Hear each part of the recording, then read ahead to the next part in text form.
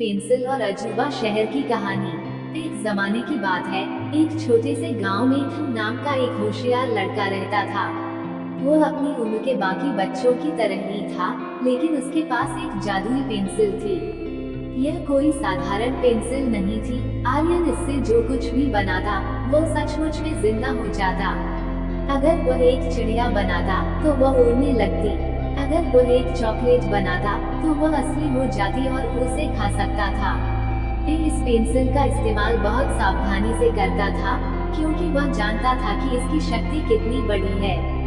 एक दिन स्कूल से लौटते हुए उसे एक नए शहर की कल्पना आई। यह शहर कुछ ऐसा था जैसा उसने पहले कभी नहीं देखा था।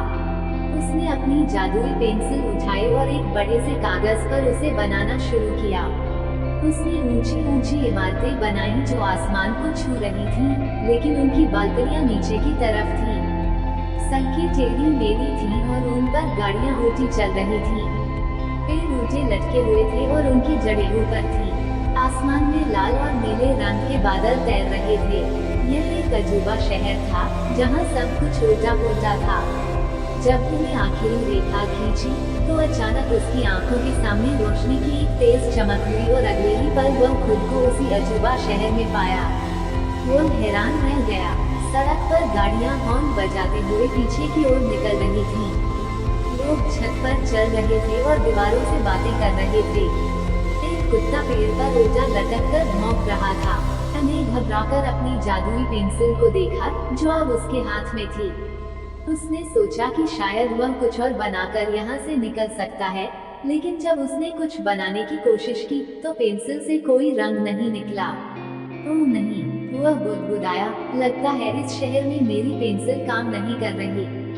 उसे इस अजीबोगरीब शहर से बाहर निकलने का रास्ता खोजना था। उसने एक आदमी से पूछा, माफ कीजिए, क्या आप मुझे इस शहर से बाहर निकलने का रास्ता बता सकते हैं? आदमी ने उसे घूर कर देखा और बोला, बाहर क्यों जाना? यहाँ तो सब अंदर आते हैं। तब वो समझ आ गया कि यहाँ सीधे तरीके से बात नहीं बनेगी। उसे उल्टे तरीके से सोचना होगा। उसने देखा कि लोग उल्टी दिशा में चल रहे थे, तो उसने सीधी दिशा में चलना शुरू किया। अगर कोई दरवाजा बंद होता, तो वो उसे खोलने की बजाय धकेलता और वह खुल जाता। वह चलता रहा, अजीबोगरीब इमारतों से गुजरता रहा और अंत में उसे एक बड़ी सी दीवार दिखाई दी। दीवार पर एक पेंटिंग बनी हुई थी, एक पेंसिल की पेंटिंग, जो हूबहू उसकी जादुई पेंसिल जैसी दिख रही थी। को लगा कि यही उसका रास्ता है। उसने अपनी जादुई पेंसिल को पेंटिंग के पास ले जाकर रखा। जैसे ही उसकी पेंसिल पेंटिंग को छुई, पेंटिंग में एक रोशनी चमक उठी। रोशनी में आपको एक रास्ता दिखाई दिया। वो बिना देर किए उस रास्ते पर आगे बढ़ा।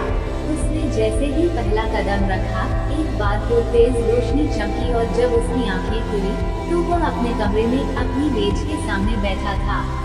उसके हाथ में वही जादुई पेंसिल थी और सामने वही बड़ा कागज, जिस पर उसने अजूबा शहर बनाया था। इस बार शहर की सारी इमारतें और लोग साधारण हो गए थे, बिल्कुल जैसे उसने शुरुआत में कल्पना की थी, लेकिन अब उसमें कोई उल्टापन नहीं था। ने राहत की सांस ली। उसने उस दिन सीखा कि कल्पना की शक्ति बहुत बड़ी होती है, लेकिन उसे हमेशा सही दिशा में इस्तेमाल करना चाहिए। उसने अपनी जादुई पेंसिल को वापस अपनी पेंसिल बॉक्स में रख दिया और वादा किया कि वह अब अपनी कल्पना से सिर्फ अच्छी और सीधी चीजें ही बनाएगा।